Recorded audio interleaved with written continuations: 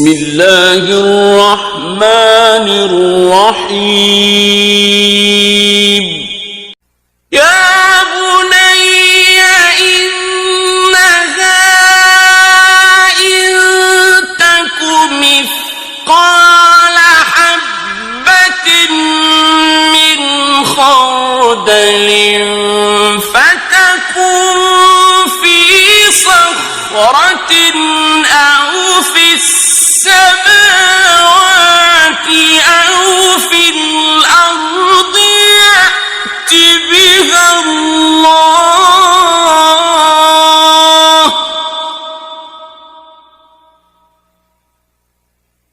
إن الله لطيف خبير. اعوذ باللہ من الشیطان اللعین الرجیم. بسم اللہ الرحمن الرحیم. الحمد لأہلہ والصلاة علی اہلہا. اما بعد، قال مولانا امیر المؤمنین علی بن ابی طالب صلوات اللہ وسلامہ علیہ: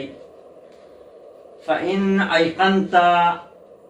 أن قد صفى قلبك فخشع وتم رأيك فاجتمع وكان حمك في ذلك حما واحدا فانظر فيما فسرت لك وإن لم يجتمع لك ما تحب من نفسك وفراغ نظرك وفكرك فاعلم أنك إنما تخبط الأشواء وتتورط الظلماء وليس طالب الدين من خبط أو خلط والإمساك عن ذلك أمثله. صدق مولانا امیر المؤمنین علی بن ابی طالب صلوات اللہ وسلامہ علیہ. سامعین و ناظرین کرام، موضوع گفتگو، موضوع سخن تربیت اولاد. سرنامہ کلام میں مولا کائنات امیر المؤمنین علی بن ابی طالب کے مکتوبات میں سے مکتوب نمبر 31 کے چند کلمات کی تلاوت کرنے کا شرف حاصل ہوا. مولا کائنات امیر المؤمنین علی بن ابی طالب صلوات اللہ وسلامہ علیہ اپنے فرزند عزیز امام حسن مجتبیٰ سے مخاطب ہو کر ارشاد فرما رہا ہے: فَإِنْ أَيْقَنْتَ أَنْ قَدْ صَفَى قَلْبُكَ فَخَشَعَ، اور جب یہ یقین ہو جائے کہ اب تمہارا دل صاف ہو گیا ہے اور اس میں اثر لینے کی صلاحیت پیدا ہو گئی ہے اور ذہن پورے طور پر یکسوئی کے ساتھ تیار ہے اور تمہارا ذوق اور شوق ایک نقطے پر جم گیا ہے، تو پھر ان مسائل پر غور کرو جو میں نے تمہارے سامنے بیان کیے ہیں. لیکن تمہارے حسب منشا دل کی یکسوئی اور فکر و نظر کی آسودگی حاصل نہیں ہوئی ہے تو سمجھ لو کہ تم ابھی اس وادی میں شبکور اونٹ کی طرح ہاتھ پیر مار رہے ہو، اور جو دین کی حقیقت کا طلبگار ہو وہ تاریکی میں ہاتھ پاؤں نہیں مارتا اور نہ غلط طریقے سے بحث و مباحثہ کرتا. اس حالت میں قدم نہ رکھنا اس وادی میں بہتر ہے. یعنی جب تک آپ کے اندر پختگی نہ آ جائے اس وقت تک ہاتھ پاؤں کو ڈگمگاتے ہوئے اس وادی میں قدم نہ رکھنا کیا ہے، بہتر ہے. مولا کائنات کے ان الفاظ میں اگر غور کیا جائے تو تربیت کے اصول اور قواعد کی طرف بھی یہاں سے ہمیں مدد ملتی ہے. یعنی تربیت بھی اس وقت اور اس زمانے میں عمر کے اس حصے میں کیا جائے کہ مربی دیکھے کہ اس بچے کے اندر جس کی تربیت کی جاتی ہے وہ اس چیز کی طرف آمدہ ہے یا نہیں. اس کا صفائے قلبی کو دیکھیں کہ اس کا دل اس چیز کو قبول کرتا ہے یا نہیں. اگر وہ بچہ آمدہ نہیں ہے، اس کا دل اس چیز کو قبول نہیں کر رہا ہے، ایکسپٹ نہیں کر رہا ہے، اس کے اندر شوق نہیں ہے،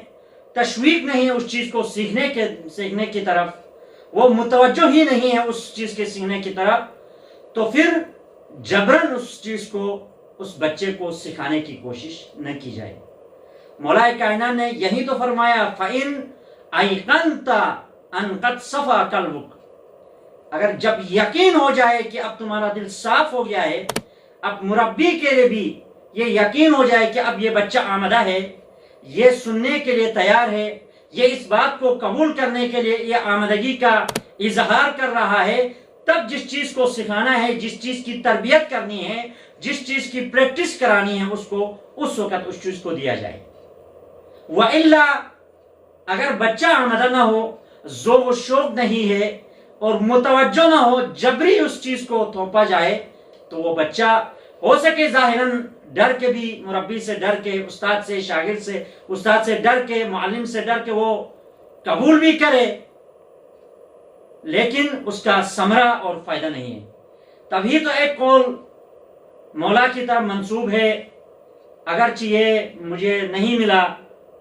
نہج البلاغہ کے جو حکمتیں ہیں کلمات کثار کے اندر، اور لیکن یہ قول امام کی طرف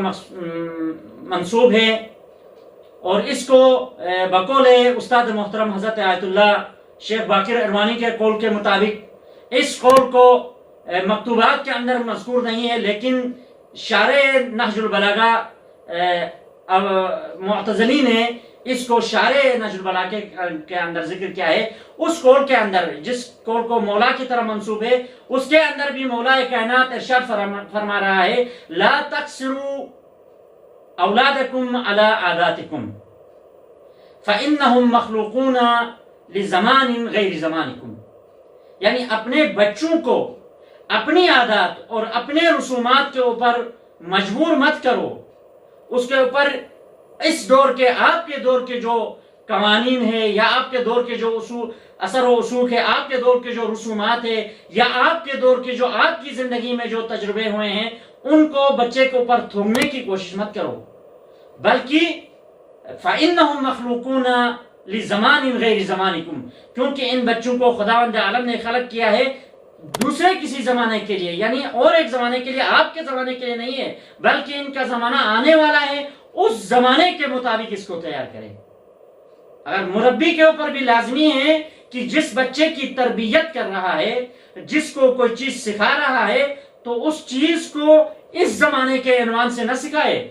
بلکہ اس زمانے کے اعتبار سے اس زمانے میں کام آنے والی چیز سکھائے، جو یہ بچہ اس زمانے میں نمو کرنا ہے، اس زمانے میں یہ معاشرے میں آنا ہے، اس زمانے میں یہ اس معاشرے کے اندر انقلاب اور اس معاشرے کے اندر کردار ادا کرنا ہے، تو بچے کو ابھی ہی سے، جب ابتدائی تربیت سے ہی اس کی تربیت اس نہج پر، اس انداز میں کیا جائے کہ یہ بچہ جا کے اس زمانے میں کام کرے جس زمانے کے لیے اس کو خلاق دو عالم نے خلق فرمایا ہے۔ تو سامعین کرام کی خدمت میں تربیت اولاد کے حوالے سے کچھ عرائض پہلے عرض کر چکا ہوں۔ آج انشاءاللہ مختصراً وہ تمام علوم جو تربیت کے ساتھ جن کا واسطہ ہے، علم تربیت کے ساتھ جن کا ربط اور ارتباط اور علقہ پائے جاتے ہیں، انہی علوم میں سے ایک علم نفس ہے۔ اب آتے ہیں کہ پہلے علم نفس کی تعریف کرتے ہیں۔ علم نفس کسے کہا جاتا ہے؟ علم نفس کے حوالے سے بھی بہت ساری تعریفیں کی گئی ہیں، اور انشاءاللہ ہمارے سامعین کی خدمت میں 2 تعریفیں بیان کر کے زحمت تمام کروں گا۔ ان میں سے ایک تعریف یہ ہے کہ ان علم النفس ودراست السلوک الانسانی، سلوک انسانی کا درس دینا، سلوک انسانی کا درس حاصل کرنا، یعنی صفات جسدیہ اور نفسیہ کا مجموعے کو علم نفس کہا جاتا ہے۔ یعنی چاہے وہ صفات مورثی طور پر، یعنی وراثتاً اس بچے کی طرف منتقل ہوئے ہو، یا کسباً یا کسبی طور پر اس خود نے ان چیزوں کو کسب کر کے حاصل کیا ہو، یہ صفات جسدیہ اور صفات نفسیہ کا مجموعے کو علم نفس کہا جاتا ہے۔ مثلا عادات ہے، تقالید ہے، اقدار ہے، عاطفت ہے، محبت ہے، متفاعل ہونا ہے، یعنی جب حیات اجتماعی کے حوالے سے جب کام کرتا ہے، ایک معاشرے کے حوالے سے یہ بچہ کام کرتا ہے، تو وہ بچہ کیا ہے، وہ انسان کیا ہے، متفاعل ہوتا ہے۔ اسی طرح اور ایک تعریف بھی بیان کی گئی ہے کہ وَهُوَ علم الذي يدور سلوك الكائنات الحی وما وراءه، یعنی زندہ کائنات اور ماورائے کائنات کے حوالے سے درس حاصل کرنا، ماورائے کائنات کے حوالے سے معلومات حاصل کرنا، اسے علم نفس کہا جاتا ہے۔ تربیت کا معنی اور مفہوم سابقہ نشستوں میں بیان کر چکا ہوں، یعنی پھر سے بیان کرنا ضروری نہیں ہے۔ بس یہ کہوں کہ اس علم نفس کو علمی تمام شعبوں میں، علمی میدان کے تمام امور میں، تمام شعبۂ علم کے عناصر اولیہ کی طرف تحلیل اور تجزیہ کرنے کے لیے یہ علم نفس ضروری ہے۔ قدرت کے لحاظ سے بھی ہو یا عقلی کوششوں کے لحاظ سے بھی ہو، یعنی جس جانب سے دیکھا جائے ہر جانب میں علم نفس کا کیا ہے، کسی نہ کسی طریقے سے واسطہ،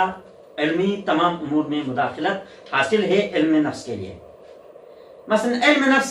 تحلیل قراءات کے اندر دیکھا جائے یا ریاضیات کے اندر دیکھا جائے یا لغات یا انشاءات کے اندر دیکھا جائے تو تمام کے تمام شعبوں میں یہ علم نفس شامل ہے۔ یعنی علم نفس کے دائرے میں خطاطی کے فن، نقش و نگاری کے فن بحث، یعنی اس کے حوالے سے بھی بحث کیا جاتا ہے۔ ڈیکوریشن کے موارد، مثلا جن چیزوں کے ذریعے سے کسی چیز کی آرستہ کیا جاتا ہے، اس کی تزئین کی جاتی ہے، وہ تمام کے تمام چیزیں بھی کیا ہے، اس علم نفس کے اندر شامل ہے۔ بس خلاصتاً بیان کروں تو مدرس کی استطاعت میں ہونے چاہیے کہ مدرس قدرت مند ہو کہ شاگرد کو اس کے استعدادات کے مطابق معلومات فراہم کرے، اور بچے کی عمر کے لحاظ بھی رکھا جائے کہ کس عمر میں کس چیز کو سکھانا ہے اور کس عمر میں کون سی معلومات کو فراہم کرنا ضروری ہے۔ یعنی تعلیم کے مراحل کے لحاظ سے بھی استاد قدرت مند ہو، اور اسی طرح فہم و فراست کے اعتبار سے بھی شاگرد زیادہ فطین ہونے چاہیے، اور تاکہ درس کے مختلف طرق اور راستوں کو سمجھ سکے۔ یعنی خلاصتاً عرض کروں، علم نفس انسان کے کاموں کے حوالے سے سب سے بڑا معاون اور مرشد ہے، چاہے وہ علمی میدان میں ہو یا مجالات تربوی کے میدان میں ہو یا تربیت کے میدان میں ہو۔ تمام یعنی میدان کے اندر علم نفس کی کیا ہے، مداخلت حاصل ہے۔ بس یہیں پر اکتفا کرتے ہیں۔ وآخر دعوانا ان الحمد للہ رب العالمین۔